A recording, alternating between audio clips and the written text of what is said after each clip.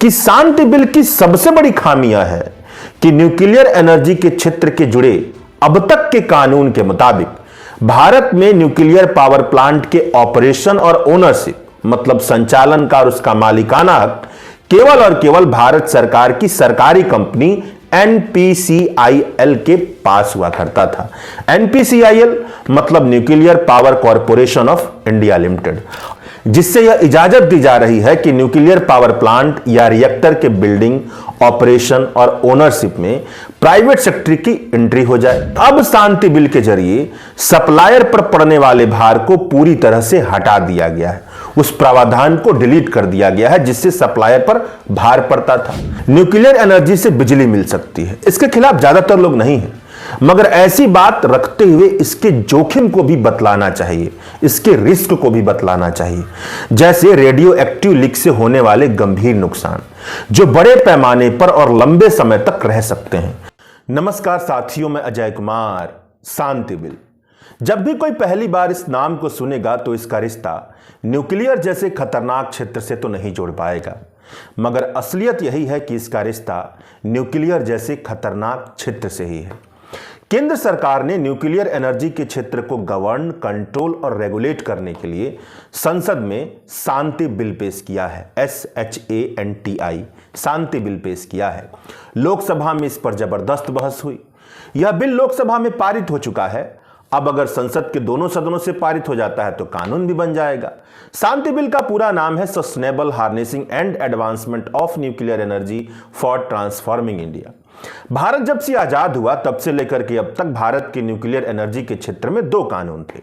पहला कानून साल 1962 में बना था, एटॉमिक एनर्जी एक्ट 1962, और दूसरा कानून साल 2010 में पारित हुआ था, the civil liability for nuclear damage act. इन दोनों कानून को रद्द करके इसकी जगह पर अब शांति बिल आ रहा है।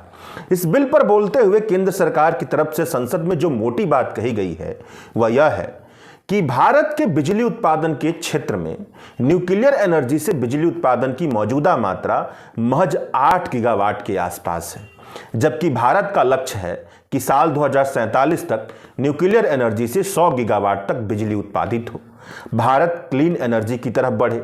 इसके अलावा न्यूक्लियर एनर्जी की डेवलपमेंट के क्षेत्र में जो कुछ भी इस्तेमाल हो सकता है उन सबको हासिल करने के लिए न्यूक्लियर एनर्जी को किस तरह से गवर्न किया जाए, उस क्षेत्र को रेगुलेट और कंट्रोल किया जाए, इसीलिए शांति बिल लाया गया है।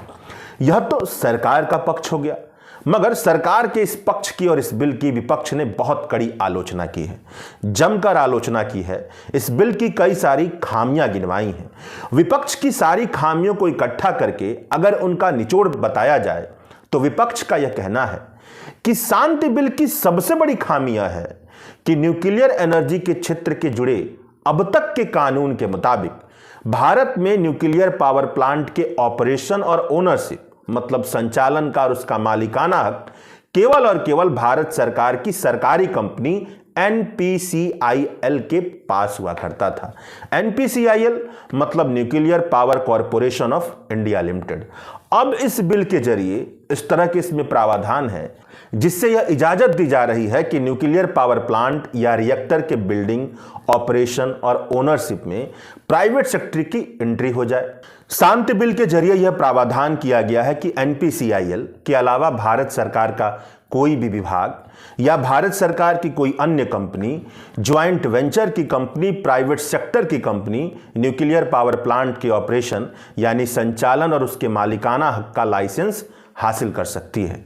जहां तक फॉरेन कंपनियों की बात है तो वह भी गवर्नमेंट की अनुमति लेने के बाद, ऑटोमेटिक रूट से नहीं, गवर्नमेंट की अनुमति लेने के बाद 49% तक फॉरेन डायरेक्ट इन्वेस्टमेंट इस पर कर सकती हैं।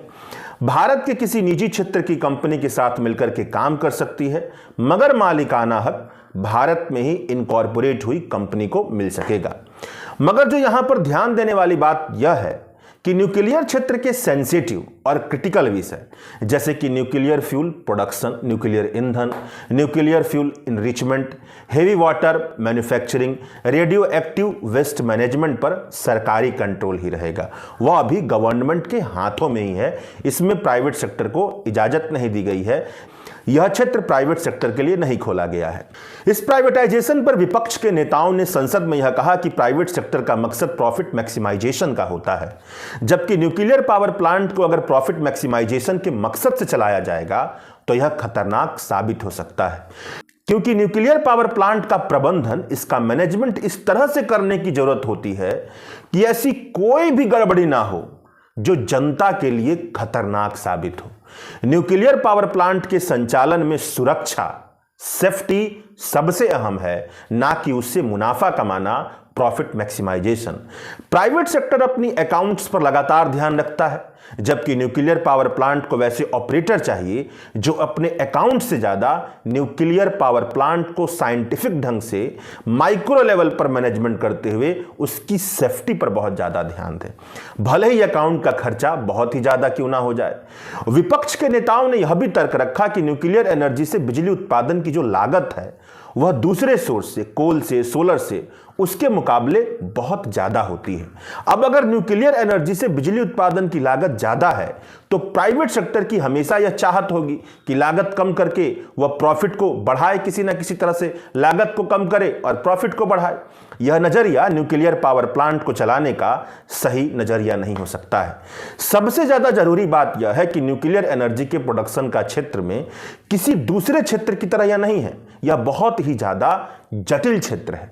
यहां पर वैसे संगठनों की जरूरत है जिनके पास न्यूक्लियर पावर प्लांट चलाने का एक अच्छा अनुभव हो और वह सेफ्टी पर ज्यादा तवज्जो देती हों। प्राइवेट सेक्टर के पास ना तो अनुभव है और ना ही ऐसा नजरिया है कि यह भरोसा जगे कि प्रॉफिट मैक्सिमाइजेशन के अलावा वह सेफ्टी को ज्यादा तवज्जो देंगी।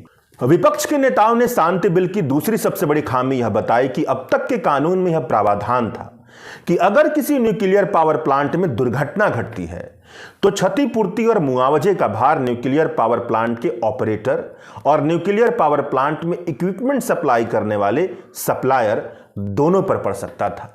लेकिन अब शांति बिल के जरिए सप्लायर पर पड़ने वाले भार को पूरी तरह से हटा दिया गया है, उस प्रावधान को डिलीट कर दिया गया है जिससे सप्लायर पर भार पड़ता था।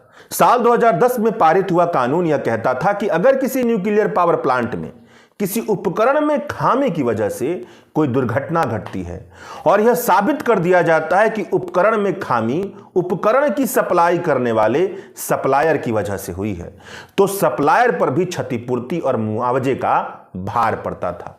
अब इस प्रावधान को पूरी तरह से डिलीट मार दिया गया है, यानी केवल ऑपरेटर पर क्षतिपूर्ति और मुआवजे का भार पड़ेगा और सप्लायर पर नहीं। यहां पर गवर्नमेंट ने सीमा भी तय कर दी है कि अगर न्यूक्लियर पावर प्लांट में दुर्घटना घटती है तो जो कंपनसेशन है और जो मुआवजा है उसका भार ऑपरेटर पर 300 मिलियन एसडीआर से ज्यादा नहीं पड़ेगा, और अगर इससे ज्यादा क्षतिपूर्ति और मुआवजे का भार बढ़ता है तो उसे केंद्र सरकार वहन करेगी। और केंद्र सरकार को पैसा कहां से जाता है? हमारे और आपसे। मतलब मुनाफा कमाए कोई और पैसा चुकाएं हम। संसद में कांग्रेस के नेता शशि थरूर ने इस प्रावधान पर बोलते हुए बताया कि यह बिल न्यूक्लियर एक्सीडेंट की जिम्मेदारी को सिर्फ 300 मिलियन एसडीआर यानी करीब 460 मिलियन अमेरिकी डॉलर यानी 3900 करोड़ रुपए के आसपास तक सीमित रखता है। सोचिए यह लिमिट पिछले 15 साल से एक पैसा भी नहीं बढ़ा है। फुकुशिमा जैसी भयानक दुर्घटना हुई, हमने बहुत कुछ सीखा, फिर भी कुछ नहीं बदला। फुकुशिमा की सफाई का खर्चा अभी तक 182 बिलियन डॉलर से ज्यादा हो चुका है। चेरनोबिल में जो परमाणु दुर्घटना घटी थी उसका कुल नुकसान तकरीबन 700 बिलियन डॉलर से भी ऊपर था। मतलब ये दोनों दुर्घटनाओं का खर्च इस बिल की प्रस्तावित जो लिमिट है उससे सैकड़ों गुना ज्यादा है। फिर भी हम ऑपरेटर की जिम्मेदारी को आधा बिलियन डॉलर से कम रख रहे हैं। अगर सच में बड़ा हादसा हो गया तो लोगों की सेहत, रोजगार, पर्यावरण सबका नुकसान इससे हजारों गुना ज्यादा होगा। विपक्ष के नेताओं ने इस बिल की तीसरी सबसे बड़ी खामी यह बताई कि अब तक के कानून के मुताबिक कंपनसेशन और मुआवजे की मांग की शिकायत को लेकर के कोई पीड़ित सिविल कोर्ट में भी जा सकता था, वह वहां भी जाकर के ऑपरेटर पर मुकदमा दर्ज कर सकता था। मगर अब इस प्रावधान को पूरी तरह से हटा दिया गया है। अब पीड़ित या कोई भी नागरिक संगठन ऑपरेटर और सप्लायर के खिलाफ सिविल कोर्ट नहीं जा सकता है। अगर क्षतिपूर्ति या मुआवजे से जुड़ी किसी तरह की शिकायत करनी है तो यह शिकायत केंद्र सरकार द्वारा नियुक्त बोर्ड और ट्रिब्यूनल या अन्य किसी व्यवस्था में ही की जा सकेगी। इसके अलावा भी विपक्ष के नेताओं ने शांति बिल की कई खामियां गिनवाई हैं, मगर यह सबसे महत्वपूर्ण खामियां हैं। अब आप पूछेंगे कि अचानक से यह बिल कैसे आ गया? तो जानकारों का कहना है कि बहुत लंबे समय से अमेरिका के न्यूक्लियर पावर प्लांट इक्विपमेंट की सप्लाई करने वाले सप्लायर जो बिजनेसमैन हैं, इसकी लॉबिंग कर रहे थे कि भारत के न्यूक्लियर क्षेत्र के कानून से वह प्रावधान डिलीट हो जाए जिसके तहत न्यूक्लियर पावर प्लांट में दुर्घटना होने पर सप्लायर पर भी कंपनसेशन और मुआवजे का बोझ पड़ सकता है। क्योंकि इस प्रावधान की वजह से अमेरिकी और विदेशी सप्लायर भारत के न्यूक्लियर क्षेत्र में आने से डरते थे क्योंकि उन पर भी बोझ पड़ सकता है, लेकिन इस कोशिश में वह अब तक सफल नहीं हो पाए थे। तो जानकार यह संभावना जता रहे हैं, केवल यह संभावना है कि यह बिल अमेरिका और भारत के टैरिफ के पृष्ठभूमि में लाया गया है। अमेरिका ने भारत पर 50% का टैरिफ लगा दिया है। भारत इस टैरिफ को हटवाने की कोशिश कर रहा है। अमेरिका की चाहत यह है कि वह भारत के बाजार में अपने कारोबार को फैलाए, बहुत पैसा कमाए। तो संभव है कि इस खींचतान का यह परिणाम निकला होगा कि यह शांति बिल आ गया होगा, जिसके तहत किसी न्यूक्लियर पावर प्लांट में दुर्घटना घटने पर सप्लायर के ऊपर किसी भी तरह का बोझ नहीं पड़ता है। यह केवल संभावना है, इसका कोई प्रमाण नहीं है, केवल अटकलबाजी है, लेकिन संभावना ऐसी है। इसका मतलब यह हुआ कि अगर यह बिल कानून में तब्दील होता है तो न्यूक्लियर सप्लाई करने वाले विदेशी बिजनेसमैन को भारत में अरबों का कारोबार मिल जाएगा, क्योंकि न्यूक्लियर पावर प्लांट के ज्यादातर इक्विपमेंट अब भी विदेश से ही इंपोर्ट होते हैं।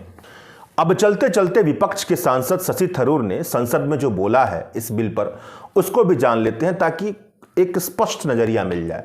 न्यूक्लियर एनर्जी से बिजली मिल सकती है, इसके खिलाफ ज्यादातर लोग नहीं हैं, मगर ऐसी बात रखते हुए इसके जोखिम को भी बतलाना चाहिए, इसके रिस्क को भी बतलाना चाहिए, जैसे रेडियो एक्टिव लीक से होने वाले गंभीर नुकसान जो बड़े पैमाने पर और लंबे समय तक रह सकते हैं। साथ ही न्यूक्लियर कचरा हजारों साल तक खतरनाक तौर पर रहता है और दुर्घटनाओं की संभावनाएं भी रहती हैं। न्यूक्लियर फ्यूल का पूरा जीवन चक्र खनन से लेकर कचरा निपटान तक, वेस्ट मैनेजमेंट तक पूरी तरह से साफ और टिकाऊ नहीं है, जबकि हम इसे क्लीन एनर्जी कहते हैं। हमें जनता से ईमानदारी से बात करनी चाहिए कि हम क्या जोखिम ले रहे हैं। मुआवजा दाखिल करने की सीमा 3 साल की है, संपत्ति नुकसान के लिए 10 साल और व्यक्तिगत चोट के लिए 20 साल। लेकिन रेडिएशन की बीमारियां सालों साल बाद आ सकती हैं, जैसे कैंसर या जेनेटिक प्रभाव। ये सीमाएं कई पीड़ितों को बाहर कर देंगी।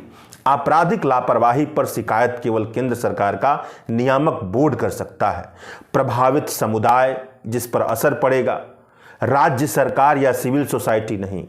इससे प्रभावित लोग न्याय से दूर हो जाएंगे। यह जो रेगुलेटरी बोर्ड है केंद्र सरकार के नियंत्रण में है और यह स्वतंत्र नहीं लगता है। शुक्रिया।